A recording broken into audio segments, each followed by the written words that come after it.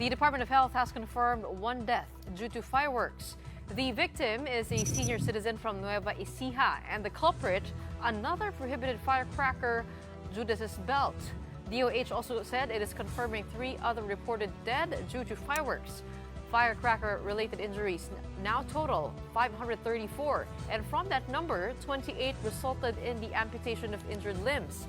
Now, this year's tally is still lower than the 592 cases recorded during the same time last year. Let's discuss the numbers further with Assistant Secretary Albert Domingo, spokesperson of the Department of Health, who joins us now on The Big Story. Welcome back, Asik Domingo. Yes, hi, Gretchen, Sean, and Pauline.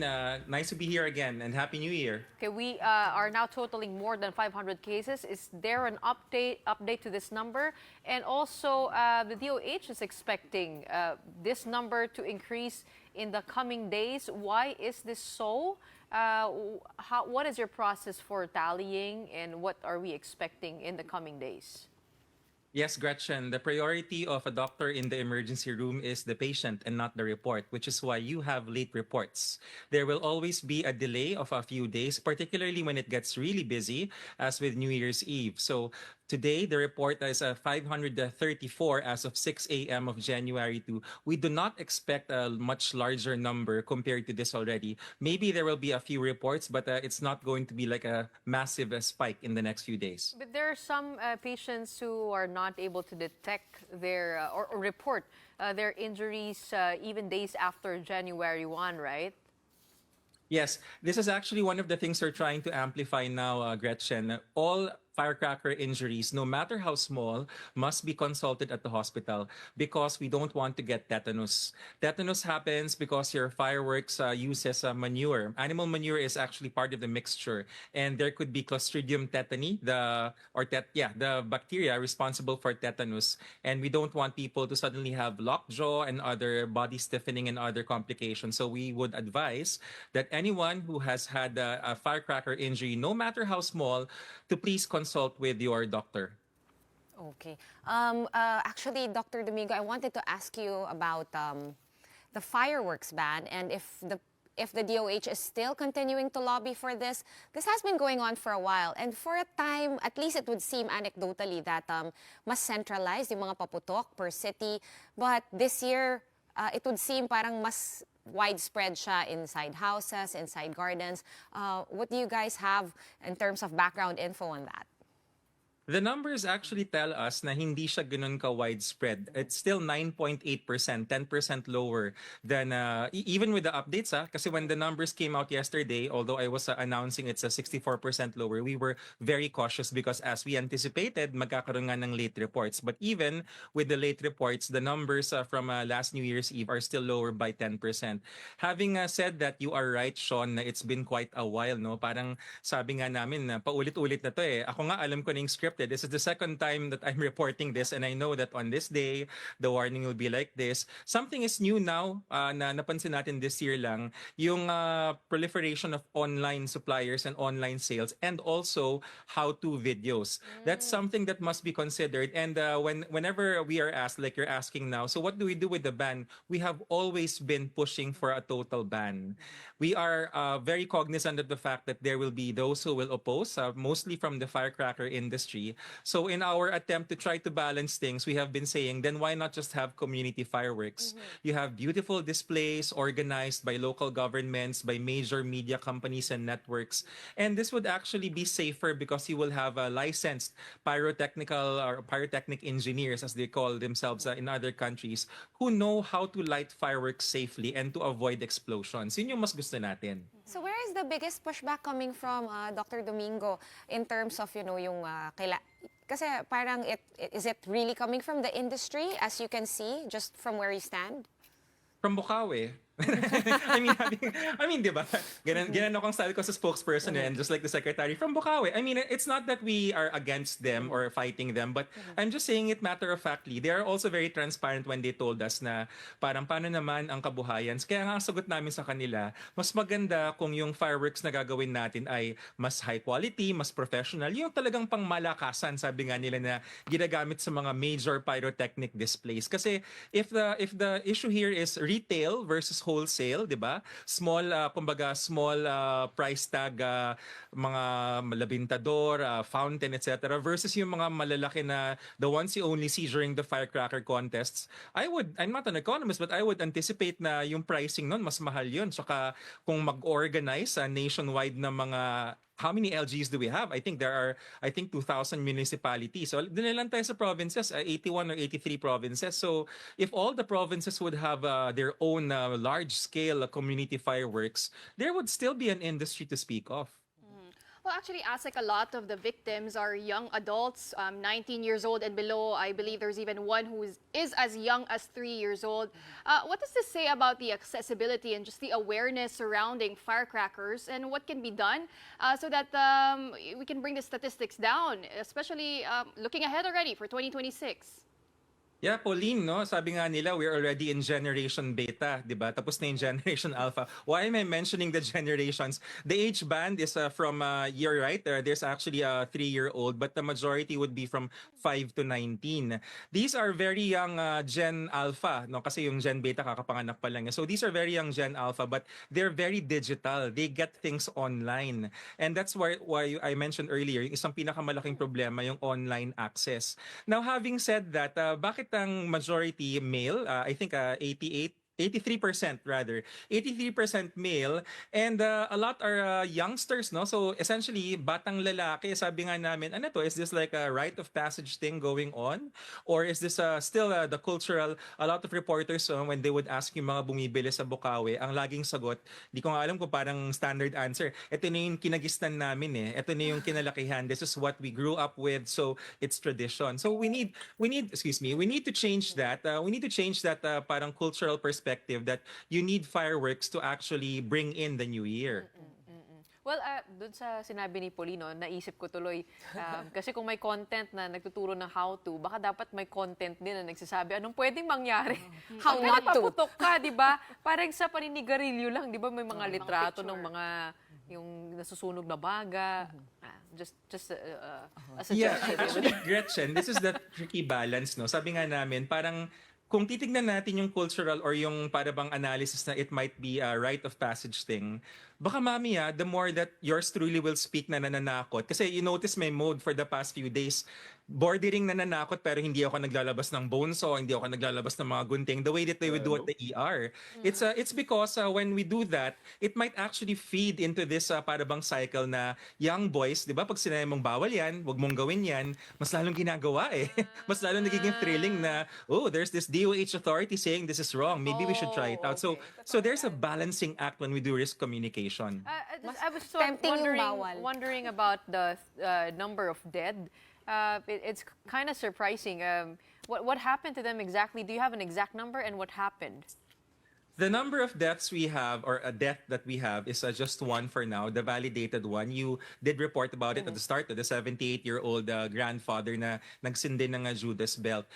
This afternoon during the press con, Secretary Orbosa mentioned there are 3 deaths being verified. We are aware that there are reports, may footage pa ng parang, I think there's this content creator na naglagay ba naman ng plapla sa loob ng boga. So imagine the boga, which is the number 1 cause, hinaluan pa ng plapla na illegal rin. So meron ka ng denatured alcohol, lagyan mo pa ng lots of gunpowder. At talagang explosive talaga. And that's me not being a comedic. That's me saying na it really was a very unfortunate incident. But when we say in epidemiology, we have to verify, we get the details. So we'll see tomorrow if the numbers change. But as of 6 a.m. this morning, the official number is just 1. Dr. Domingo, speaking of nananakot, naglabas kayo ng advisory before all the festivities saying, tumataas yung incidences ng coronary disease, yung mga, in plain speak, heart attack, mga stroke, ganyan, during this season.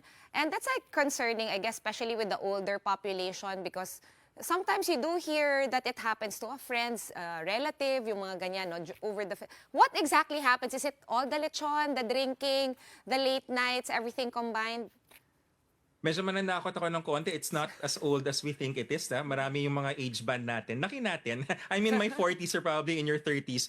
I'm sure you've heard of a few friends na nagkakaroon na rin ng heart attack, and that's actually alarming to DOH. Kasi, and to your question na ano ba nangyayari, bakit nagkakaroon ng stroke, ng heart attack, and also bronchial asthma? Those are the three diseases na binabantayan natin. It's for the first two, the strokes and the heart attacks, it's because of the binge eating and the binge drinking. Yung binge eating kasi, when you eat a lot of what we locally refer to as the ma foods, maalat, matamis, mataba, you induce spikes in your blood sodium, in your serum sodium, which could actually affect your hemodynamics. And that's a technical way of saying yung dugo pwedeng tumaas yung pressure, at pag tumaas yung pressure, pwedeng magka-problema ka, mapuputokan ka.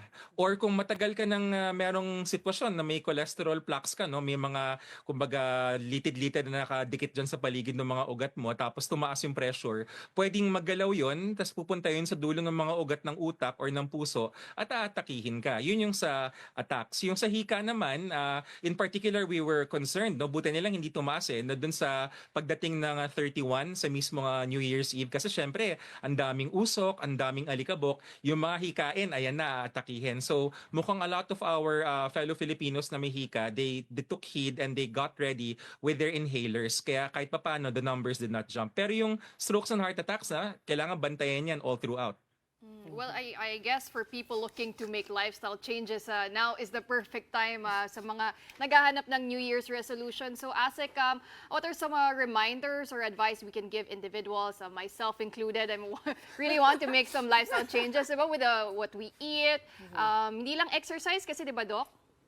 Yeah, I'll give you the formal or the standard na sinasabi namin, and then I'll give you an anecdote. So what we say in the DOH, we follow the acronym TED, which is the nickname of our secretary. TED, tamang pagkain, ehersisyo, disiplina sa katawan. Tamang pagkain, bawas-bawasan na yung mga maalat, matamis at mataba. Sundan natin yung pinggang Pinoy. 1/2 of the plate should be fruits and vegetables. Just 1/4 for your carbohydrates, rice and noodles. And then the remaining 1/4 for your meats and fats and other tasty stuff.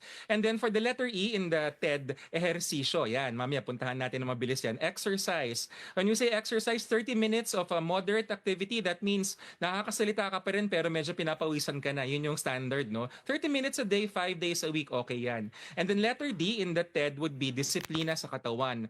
Please stop smoking, please stop vaping or don't start.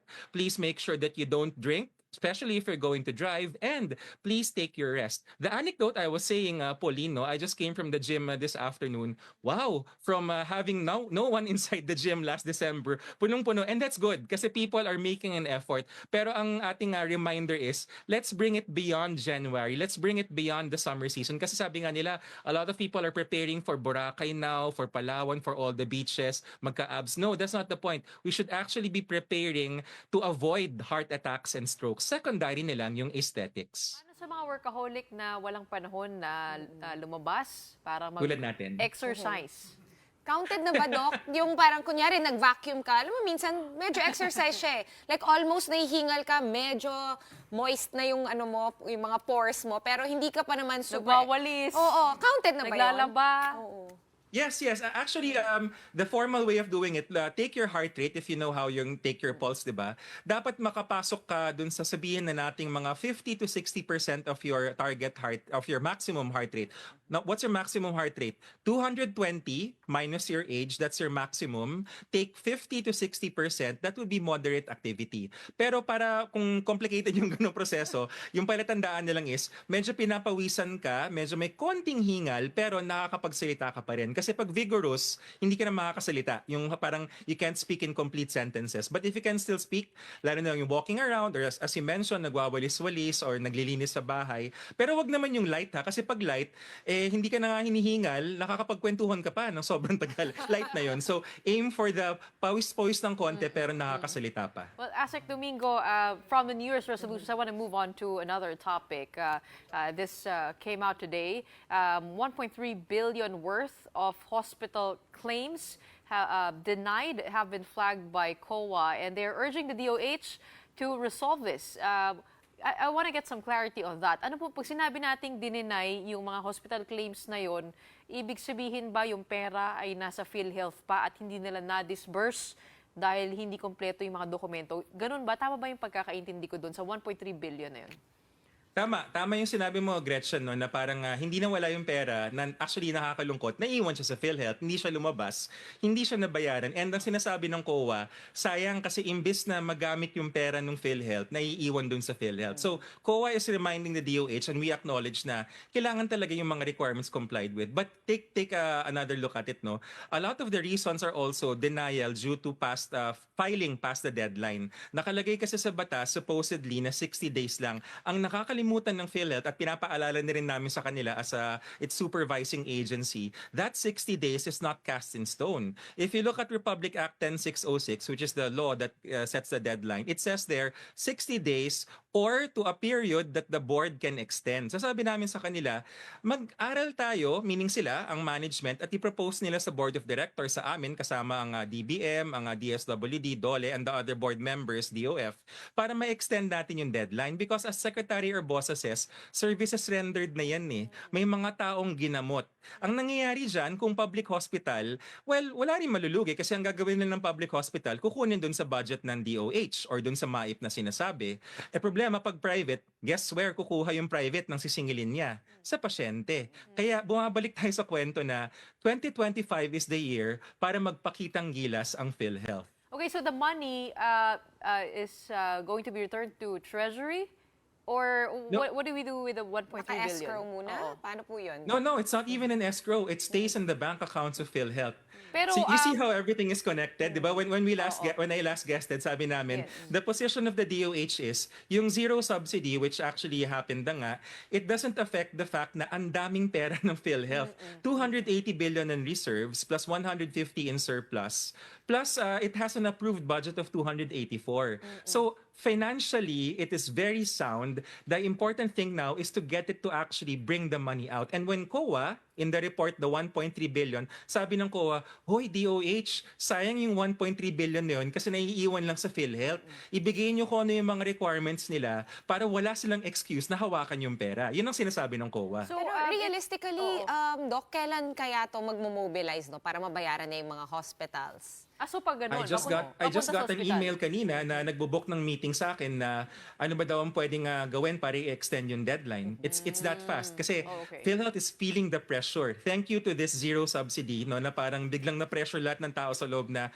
ay, talagang kailangan talaga nating kilusan to. And sabi nga namin sa DOH, we should look at this as positive pressure. I'm sure ngayon baka may nakikinig or may nanonood sa akin na PhilHealth employees. It's not the time to lower your heads and to say na nakakahiya. No, we should demonstrate to our clientele, our members, our kababayans na kayang gawin ng PhilHealth to at papaanda rin natin ng mas maayos para pagdating ng budget season, yung subsidy babalik na.